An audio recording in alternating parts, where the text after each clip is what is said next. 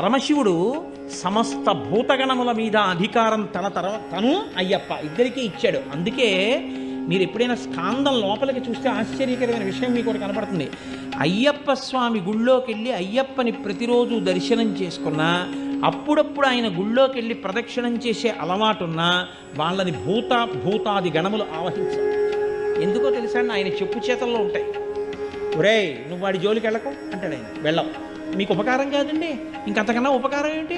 వాళ్ళు వచ్చి మీ మీద పడిపోయారు అనుకోండి, ఎన్నుంటే మాత్రం ఉపయోగం ఏముంది? వాళ్ళు మీద పడిపోకుండా ఆయన కాపాడతారు. శివుడి తర్వాత శివుడెంతగా భూతగణముల మీద అధికారం ఉన్నవాడు ఆయన. శివుడిలా ధర్మమునందు అనురక్తి ఉన్నవాడు, శివుడిలా గురువులంటే ప్రీతి ఉన్నవాడు, శివుడిలా జ్ఞానమిచ్చి మోక్షం ఇవ్వగలిగినవాడు, విష్ణువులా పూర్ణుడు, విష్ణువులా పుష్కలుడు, విష్ణువులా ఏది కావాలంటే అది ఇవ్వగలిగిన వాడు, అమ్మవారిలా శక్తి